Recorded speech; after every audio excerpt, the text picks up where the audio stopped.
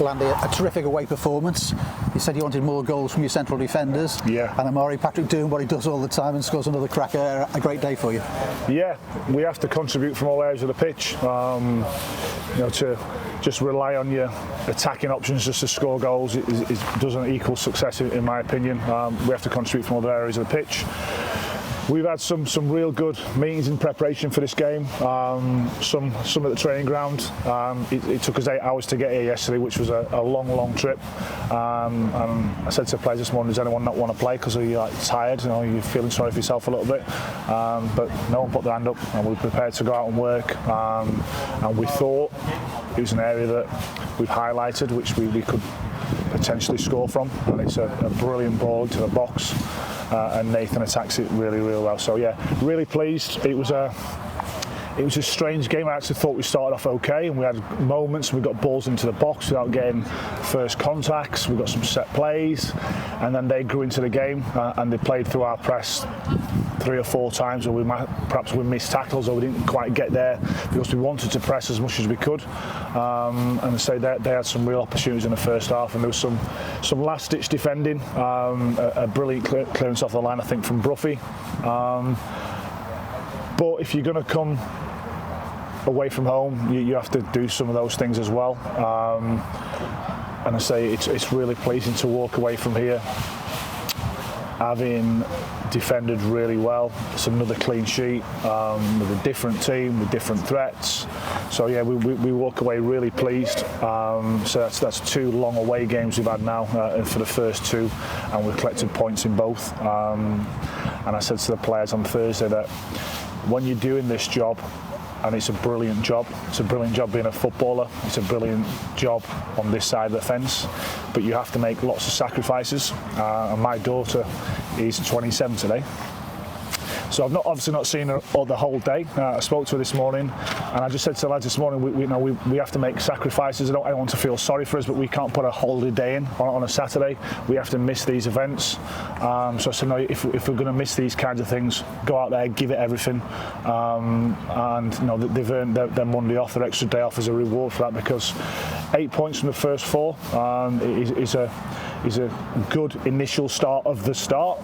So we're a game behind, but we look a hard team to create lots of opportunities against. I spoke this earlier about what their threat was in the first half, but we defended our box really well in the second half.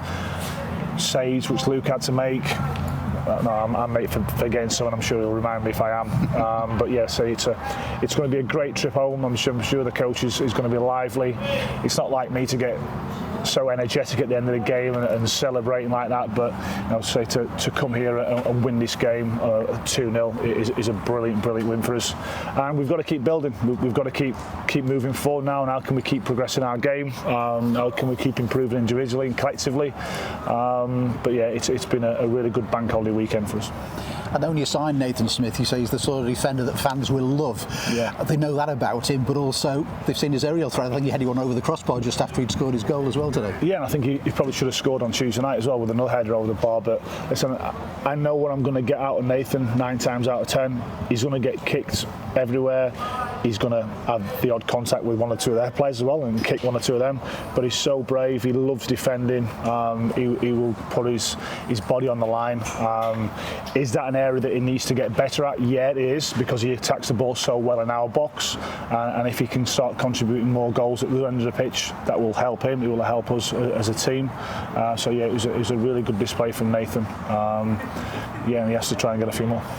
Amari Patrick, I think you were preparing Sol Solomon to come on just before he scored his goal, but with Amari, you never know what's going to happen, and what a spectacular second goal. I'm glad you said that, yeah. I'm glad you said it. Listen, we don't know, and sometimes that's really frustrating. But on the other hand, you then get moments like that, and you think, wow, that's a brilliant hit. A great technique, and he's capable of doing that. He's a valuable player for us. So he affects games, and that's what you want attacking players to do, to affect games, to assist and score. And he started off the season well. He finished off last season really well for me. He's playing in a couple of different positions. He's obviously played wide, and he's played as a 10 today. I want to try and help him develop his game to become more consistent. Some of those moments are more regular. But yeah, so he started off the season well for us. A few bookings in the first half, and it wasn't that sort of game, I didn't think, but he had to manage that, didn't he, and think about it, and players have to have the discipline as well. Yeah, players have to have the discipline on the pitch, and it's difficult on the side of the pitch also to try and rein in your frustration. It's an incredibly difficult job to referee. He maybe could have... I'm not going to say anything else. Ask me another question. What I was going to say, though, as you say, I mean, they did get a bit of space between the lines in that first half. So you tweaked things a little bit in the second half, and you seemed to deal with that. Yeah. So we wanted to try and go after them. They want to play. They want to play from the keeper. They want to play through the thirds. We spoke a lot about interceptions, being on the front foot and being aggressive. And sometimes when you don't quite get that right and you jumped and they get the next pass off, you're a little bit exposed, which we were. So we changed things at the end of the first half and brought Charlie in as a 10, and then changed it again at the start of the second half, and no one really played more as a left 6 and took care of Dixon, because Dixon was the one who was giving us problems, and it's difficult sometimes as that wing back to tuck in or as a centre back to jump out, and then you think out the space you leave. So we tweaked it a little bit. There was less transitional moments through the middle of us in the second half, which was pleasing.